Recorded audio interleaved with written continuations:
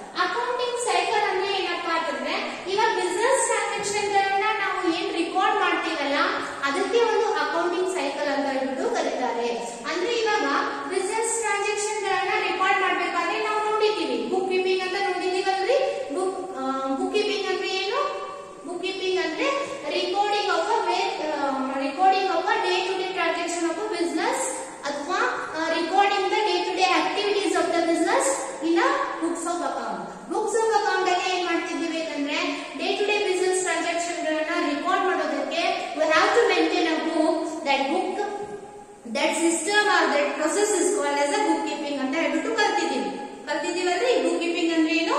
It's a process in which we are recording the business transaction it is a system or it is a process in which we record the business transaction. That process of that system is called as a book keeping ಅಂತ ಹೇಳ್ಬಿಟ್ಟು. ಅಂದ್ರೆ business ಅಲ್ಲಿ ಇರ್ತಕ್ಕಂತ transaction ಗಳನ್ನ ನಾವು record ಮಾಡೋದಕ್ಕೆ ಏನ್ ಮಾಡ್ತೀವಿ ಅಂತಂದ್ರೆ ಒಂದು ಬುಕ್ ಅನ್ನ ಮೇಂಟೈನ್ ಮಾಡ್ತೀವಿ. ಆ ಬುಕ್ ಅನ್ನ ಮೇಂಟೈನ್ ಮಾಡ್ತಕ್ಕಂತ ಒಂದು ಪ್ರೊಸೆಸ್ ಅನ್ನ ಏನಂತ ಕರಿತೀವಿ? ಬುಕ್ ಕೀಪಿಂಗ್ ಅಂತ ಹೇಳ್ಬಿಟ್ಟು ಕರಿತೀವಿ ಅಂತ ನೋಡಿದೀವಿ, ಹೌದಾ? ಅದೇ ಆ ಬುಕ್ ಅನ್ನ ಮೇಂಟೈನ್ ಮಾಡ್ಬಿಟ್ಟು ಯಾವ ರೀತಿ ಬಿಸಿನೆಸ್ ಅಲ್ಲಿ ಟ್ರಾನ್ಸಾಕ್ಷನ್ ಗಳನ್ನ ರೆಕಾರ್ಡ್ ಮಾಡ್ತೀವಿ ಅನ್ನೋದನ್ನ ಏನ್ ಮಾಡ್ತೀವಿ ಅಂತಂದ್ರೆ ಇಲ್ಲಿ ಕಲಿತೀವಿ. ಈ ಟ್ರಾನ್ಸಾಕ್ಷನ್ ಅಲ್ಲಿ ಏನ್ ಕಲಿತೀವಿ ಅಂತಂದ್ರೆ ರೆಕಾರ್ಡಿಂಗ್ ಬಿಸಿನೆಸ್ ಟ್ರಾನ್ಸಾಕ್ಷನ್. ಬಿಸಿನೆಸ್ ಅಲ್ಲಿ ಇರ್ತಕ್ಕಂತ ಟ್ರಾನ್ಸಾಕ್ಷನ್ ಗಳನ್ನ ರೆಕಾರ್ಡ್ ಮಾಡೋದಕ್ಕೆ ಯಾವ ರೀತಿ ಬುಕ್ಸ್ ಆಫ್ ಅಕೌಂಟ್ಸ್ ಗಳನ್ನ ಮೇಂಟೈನ್ ಮಾಡ್ತೀವಿ, ಯಾವ ಬುಕ್ಸ್ ಆಫ್ ಅಕೌಂಟ್ಸ್ ಗಳನ್ನ ಮೇಂಟೈನ್ ಮಾಡ್ತೀವಿ ಅನ್ನೋದು ಏನಾಗ್ತದೆ ಅಂತಂದ್ರೆ ರೆಕಾರ್ಡಿಂಗ್ ಆಫ್ ಬಿಸಿನೆಸ್ ಟ್ರಾನ್ಸಾಕ್ಷನ್, ಹೌದಾ? ಇನ್ನು ಅಕೌಂಟಿಂಗ್ ಸೈಕಲ್ ಅಂತ ಹೇಳ್ಬಿಟ್ಟು, ಅಕೌಂಟಿಂಗ್ ಸೈಕಲ್ ಅಂದ್ರೆ ಏನಪ್ಪಾ ಅಂತಂದ್ರೆ ಅಕೌಂಟೆಂಟ್ ನಾವು ರೆಕಾರ್ಡ್ ಮಾಡ್ತಕ್ಕಂತ ಟ್ರಾನ್ಸಾಕ್ಷನ್ ಎಲ್ಲಿಂದ ಸ್ಟಾರ್ಟ್ ಆಗ್ತದ, then where it will close, ಅದು ಎಲ್ಲಿಗೆ ಎಂಡ್ ಆಗ್ತದ, ವೇರ್ ಇಟ್ ವಿಲ್ ಎಂಡ್, ಅದು ಎಲ್ಲಿಗೆ ಎಂಡ್ ಆಗ್ತದ ಅನ್ನೋದನ್ನ ಏನಂತ ಕರಿತೀವಿ?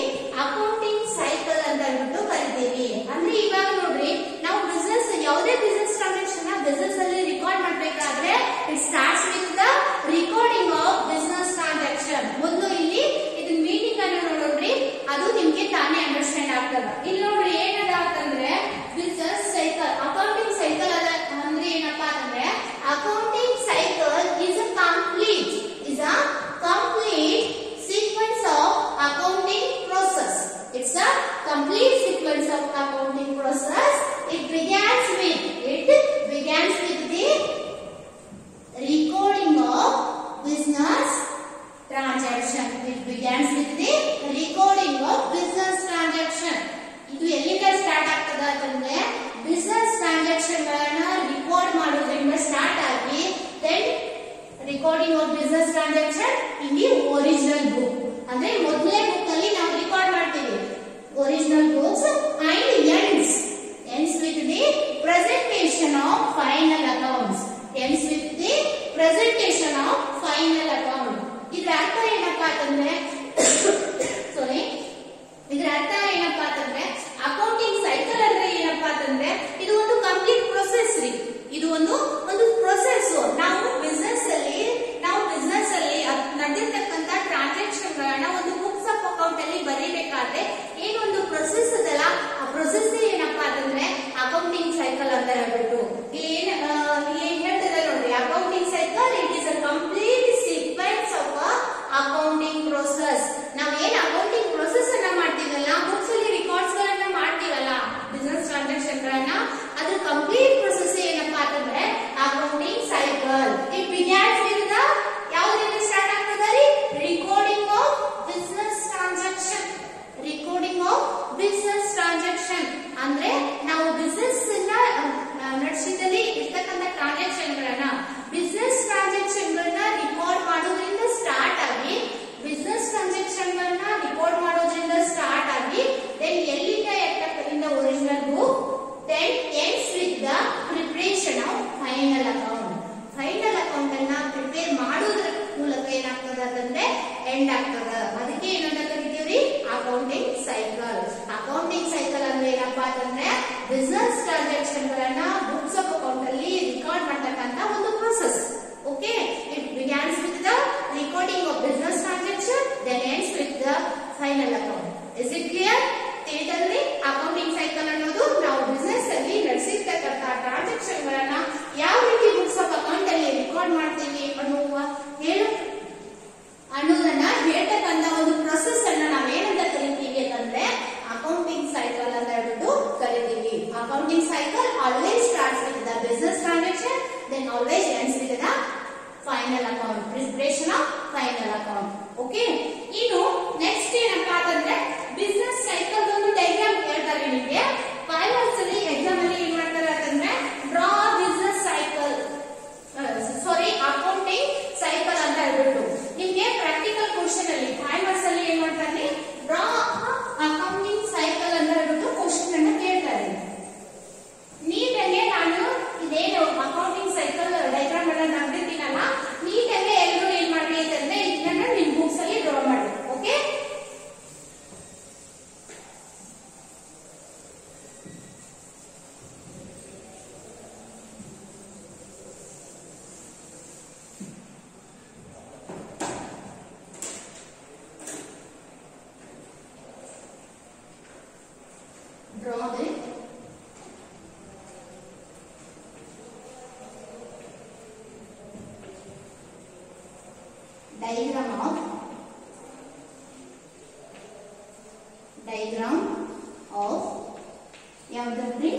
accounting cycle, accounting cycle,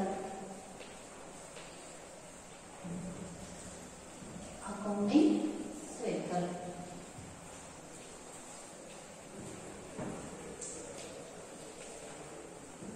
Accounting cycle. ಇದು ಎಲ್ಲಿಂದ ಸ್ಟಾರ್ಟ್ ಆಗ್ತದೆ?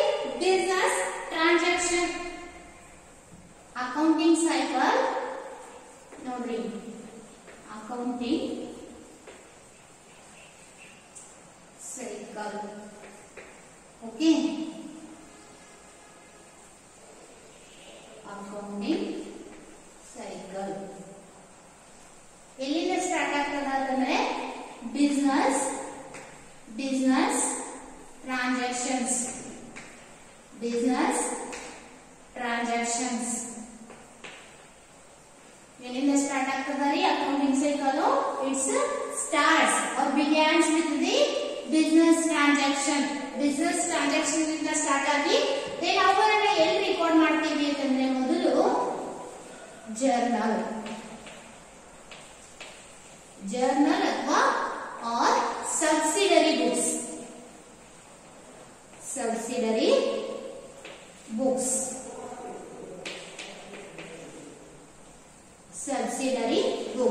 ನೀಟಾಗಿ ಡ್ರಾ ಮಾಡ್ಕೋರಿ. ಇದು ಕೇಳ್ತಾರೆ 5 ಮಾರ್ಕ್ಸ್ ಅಲ್ಲಿ ಪ್ರಾಕ್ಟಿಕಲ್ ಕ್ವೆಶ್ಚನ್ ಅಲ್ಲಿ ನಿಮ್ಗೆ ಏನ್ ಮಾಡ್ತಾರೆ ಅಂತಂದ್ರೆ ಡ್ರಾ ದ ಅಕೌಂಟಿಂಗ್ ಸೈಕಲ್ ಅಂತ ಹೇಳ್ಬಿಟ್ಟು ಕೇಳ್ತಾರೆ. ನೆಕ್ಸ್ಟ್ ಏನ್ ಮಾಡ್ತೀವಿ ಅಂತಂದ್ರೆ ದಿಸ್ ಒರಿಜಿನಲ್ ಬುಕ್ಸ್ ಆಫ್ ಎಂಟ್ರಿಯನ್ನ ಮಾಡಿದ್ಮೇಲೆ ನೆಕ್ಸ್ಟ್ ಲೇಜರ್ ಟ್ರಾನ್ಸ್ಪೋರ್ಟ್ ಮಾಡ್ತೀವಿ, ಲೇಜರ್ ಅಕೌಂಟ್. ದೆನ್ ನೆಕ್ಸ್ಟ್ ಏನು ಲೇಜರ್. ಅದಾದ್ಮೇಲೆ ನೆಕ್ಸ್ಟ್ ಏನ್ರಿ ಇವುಗಳನ್ನ ಲೇಜರ್ ಪೋಸ್ಟಿಂಗ್ ಅನ್ನ ಮಾಡಿದ್ಮೇಲೆ ನೆಕ್ಸ್ಟ್ ಏನ್ ಮಾಡ್ತೀವಿ ಅಂತಂದ್ರೆ ಯಾವ್ದು ಅಕೌಂಟ್ ಅನ್ನ ಪ್ರಿಪೇರ್ ಮಾಡ್ತೀವಿ ಅಂದ್ರೆ ಟ್ರಯಲ್ ಬ್ಯಾಲೆನ್ಸ್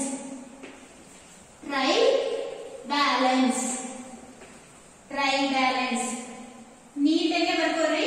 5 ಮಾರ್ಕ್ಸ್ ಗೆ ಇದು ಕೇಳ್ತಾರೆ, compulsory question and it's also easy question.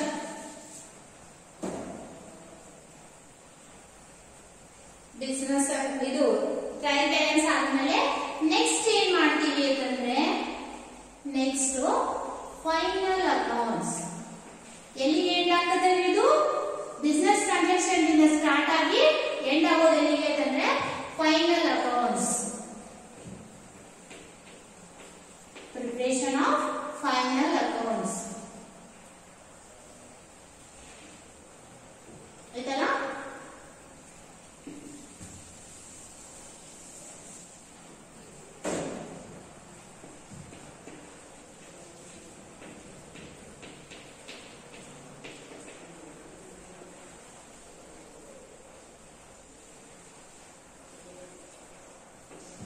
Preparation of final accounts. It's the important for 5 marks.